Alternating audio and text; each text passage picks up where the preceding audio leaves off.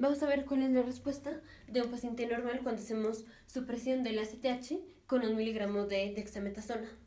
Entonces, vamos a poner, aquí está el hipotálamo, aquí está la pituitaria, aquí están los riñones y aquí están las glándulas suprarrenales.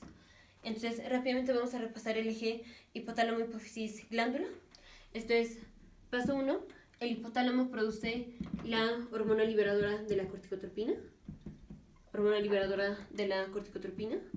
Paso 2, la hormona liberadora de la corticotropina estimula que la pituitaria anterior produzca la ACTH. Entonces aquí tenemos receptores para la hormona liberadora de la corticotropina y esto hace que la pituitaria anterior produzca la ACTH. Paso 3, la ACTH hace que la corteza de las glándulas suprarrenales produzcan los glucocorticoides, como es el cortisol. Eso es lo normal. Entonces el hipotálamo estimula la pituitaria a que produzca la ACTH y la ACTH estimula las glándulas suprarrenales a que se produzca cortisol. Ahora al paciente le vamos a dar 1 miligramo de dexametasona. Esto se llama dosis baja de dexametasona. Y dexametasona va a funcionar como un glucocorticoide. Entonces, primero tenemos que medir la concentración de cortisol que tiene el paciente antes de darle la dexametasona. Y luego le vamos a dar la dosis de dexametasona.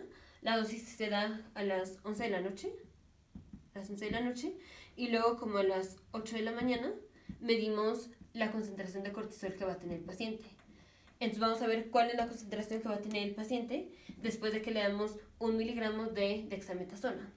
Entonces, este es un paciente que sí tiene bien el eje hipotálamo, hipófisis, glándula. Si al paciente le damos una dosis de dexametasona, o sea, de glucocorticoides, el paciente va a disminuir la producción de cortisol.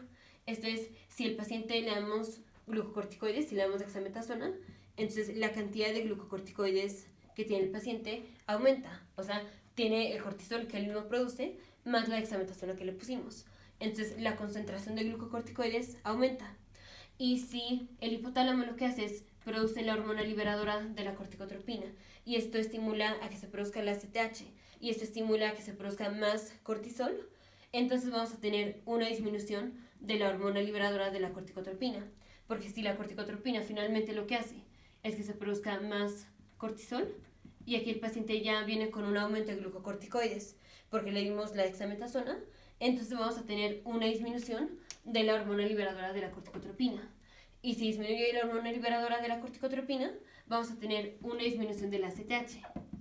Y si disminuye la producción de la ACTH, vamos a tener una disminución de la estimulación a las glándulas suprarrenales a que produzcan cortisol.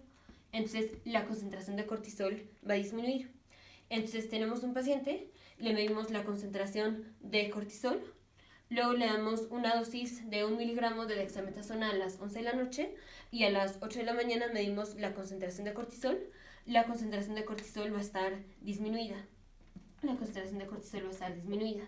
Esto es porque tuvimos una supresión de la hormona liberadora de la corticotropina y por tanto tuvimos una supresión de la ACTH. Entonces esto se llama supresión o prueba de supresión de la ACTH con 1 miligramo de dexametasona y la respuesta normal es que el cortisol disminuya. Entonces esa es la respuesta normal.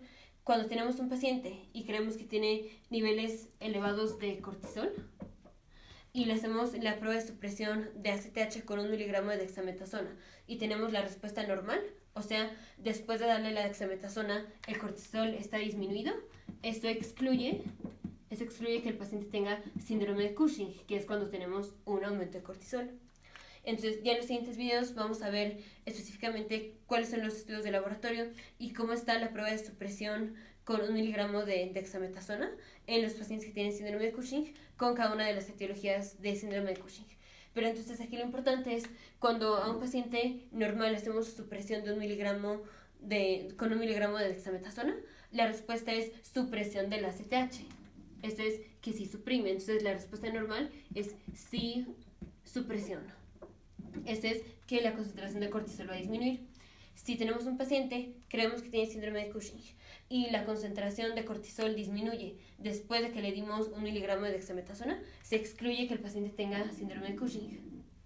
Si sale un resultado normal, o sea, si no tenemos supresión, si no hay supresión después de darle 1 miligramo de dexametasona, o sea, si la concentración de cortisol no disminuye, si no disminuye la concentración de cortisol después de darle 1 miligramo de dexametasona, entonces el paciente sospechamos que tiene síndrome de Cushing, pero hay que confirmarlo con otras pruebas, que es lo que vamos a ver en los siguientes videos. Nos vemos en el siguiente video, futuros médicos, científicos e ingenieros.